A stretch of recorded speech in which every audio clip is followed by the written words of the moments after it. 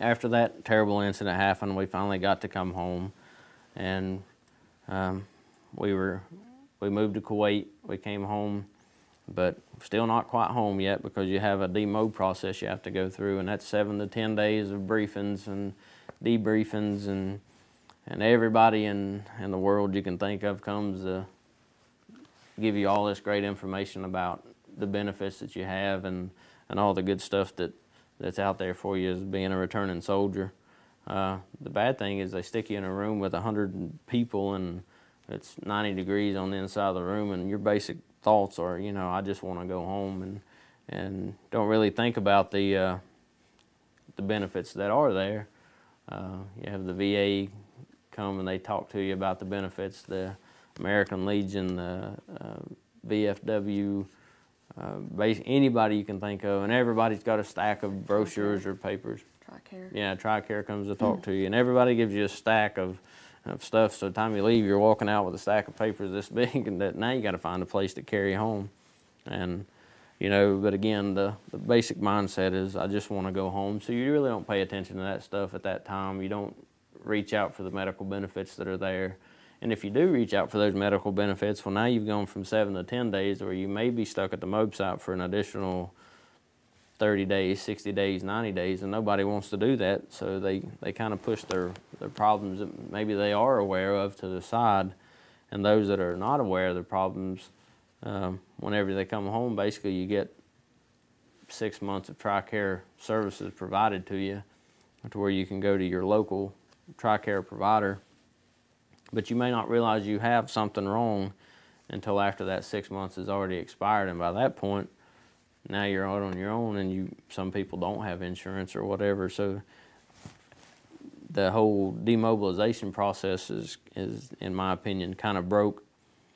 But then you finally leave the demob site, and you're going home finally, but you're still not home because you go back to your local armories for 3 or 4 more days for more out processing from your state, and basically reintegrating you back from the active duty side back to the National Guard. So you still have 3 more days at your local armories. But finally you do get to go home, and all of it's over with. The military is basically, it's behind you. All your active duty time's behind you. But when you get home, you realize that you have all kinds of home projects that are there waiting on you when you get back. We found out that our back deck on our house was basically falling off, so we had to figure out what we were going to do with that. We had started several projects before we left, and all those were waiting on us when we got back home. And you got family integration, you've got employment, you've got anything and everything that you can think of that basically just waiting on you when you get to the door. You have friends that want to, take your time and spend time with you because they hadn't seen you for a year. And you have family that want you to come by, and everybody wants you to come and see them and see how you're doing and everything. But you find that you really don't have a desire to do that. And even after a year, that kind of worries you a little bit because you've been gone for so long. But then you don't want to have that interaction with those people. You really want your guys, your people, your friends that you've had for the last year, that family. You want those guys close knit. You want those close by because you want to make sure that they're safe and that they're secure and that they have everything that they need. So I spent a lot of time talking to my guys over the phone, and when my friends did finally get together, it seemed like the same questions all the time. Basically it was the same 3 all the time. Did you kill anybody? What was it like over there? And did you see any camels? Those are always the 3 questions that we got, and I don't really understand the fascination with the camels, but everybody asks you all the time. So I found myself kind of being distant from my friends and my family, and my close-knit family. The first time I came home, I didn't realize how distant I was being from my wife and how, I guess, not involved with my family that I was. It just was part of life. It was, I'd been gone for a year, I'd been stressed for a year, and I didn't want to come back, and I didn't want to have that responsibility again. I didn't want to come back into that, of having bills to pay and do all that stuff, you know, because I'd been at war for a year, and that was the last thing I felt like I should have had to deal with. But then, you know, now looking back, you know, she'd been home with the kids for a year. She'd been home handling the bills for a year, and I'm sure she was looking for a break too, but I didn't give it to her. I didn't really, you know, one of the stereotypes, I guess, is when you come back, everybody starts drinking and doing that kind of stuff, and I didn't find myself doing that too much either time that I was deployed.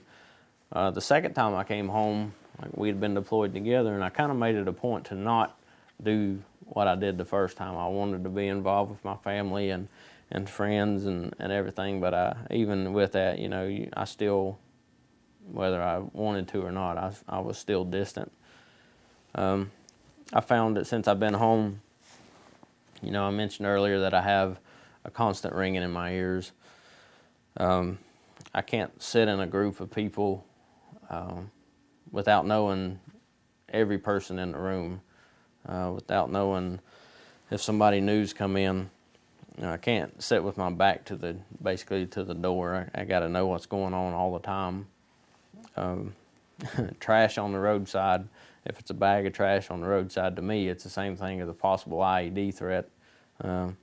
And you know, we've been home for a year and a half, and I still have those every once in a while, driving down the road and see a black bag sitting on the side of the road that's just really out of place. It makes you want to swerve to the other lane, and you can't do that on I-40 because people don't really take well. You're cutting them off, and you can't stop everybody on the road to call an EOD to come and check it out. You know, I found out that, like I said, I was placing my family on the back burner a lot. And then all those people that you did miss, now they're a burden. You know, and that's that's coming home stress. That's stuff that's hard to deal with when you come home. Now, I want to tell you a little bit about an incident that happened with me back in August of 2007. It's been a little over a year ago. I felt like I was doing pretty good. I was home. I was still having problems sleeping. I hadn't slept really since the first deployment. I can't remember the last time I slept a complete night through, but I hadn't been sleeping good. But other than that, you know, everything else seemed to be doing pretty good. I was back to work and everything was fine. But in early August, I got some news that I guess I really wasn't quite ready to hear. And where I hadn't been sleeping, I had been taking, I was prescribed Ambien by my doctor.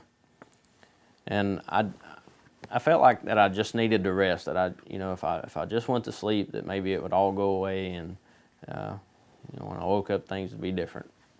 So I took an Ambien, and it didn't have any effect whatsoever. And after about an hour, I was still amped up, and I couldn't rest, so I took another Ambien. So now I have two. Well, another hour went by, and I took another Ambien. And eventually I'd taken about 4 or 5 Ambien, and I couldn't sleep. However, I don't really remember what happened between about 3 o'clock on that Monday afternoon until, I guess it was about 10 o'clock on Tuesday night, whenever I finally woke up in an intensive care unit in my local hospital with a deputy sitting outside my door, and that's kind of a weird feeling to wake up to.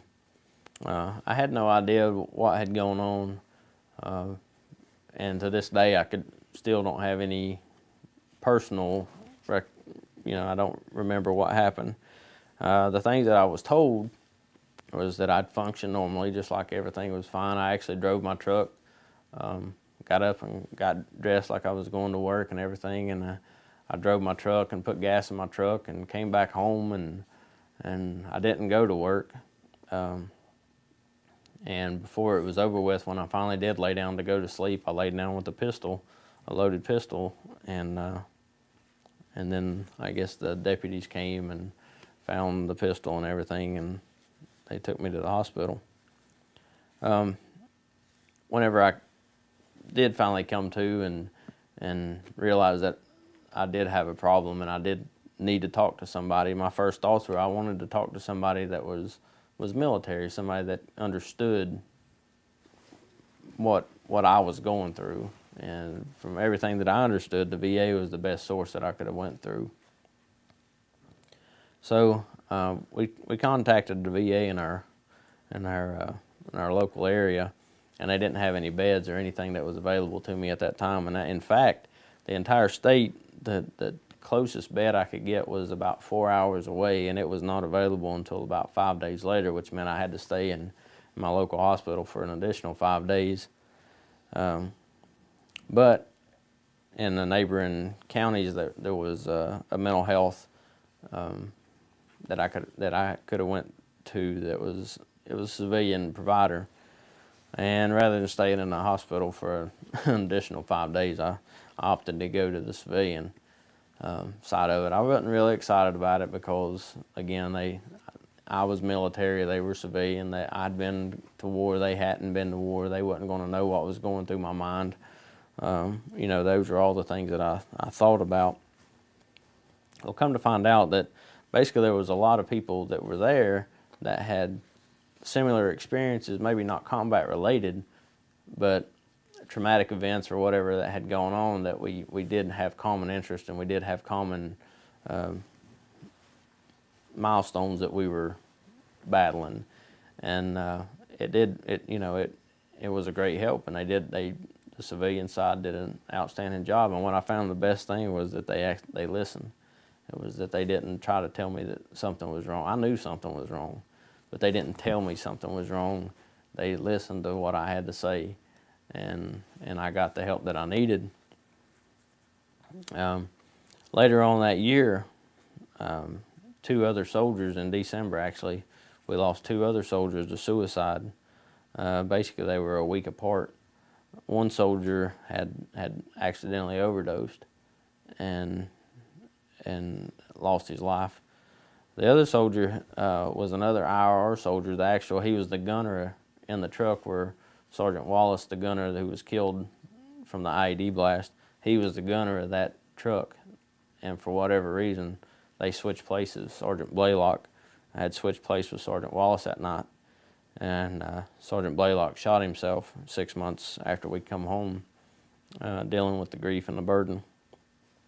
And then we lost a soldier to natural causes, and I guess it was June. He had retired in August. When he retired in August, his wife died in September from cancer, and then he died in June and from natural causes.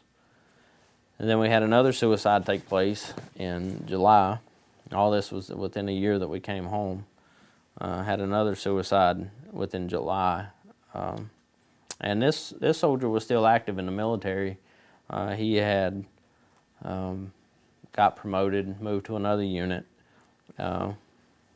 and I guess I don't know what happened with him, but he committed suicide in July, a little over a year after we came home. And then in September this year, I lost another really, really close and dear friend of mine. He was my driver while we were overseas. And when we come home, we stayed in contact quite a bit. He lived in my local area. He'd call and check on me at least once a week, see how I was doing. We'd meet up and go eat lunch or do something, and never give any indication that he had any problems. He was financially secure. He had great relationship. He just bought a 35-acre farm, building a house, barn, all the things that you could think of. He had a nice ranch-style home being built. He had horses. He had everything, anything that you could think of. It was just like the perfect life coming back home. And for whatever reason, one Friday evening in September, he lost his mind, and he ended up killing a local sheriff or deputy, and later taking his own life. He had shot one deputy and killed him immediately, and then he shot another deputy in the chest 3 times. But luckily that officer had his protective gear on. But you just never know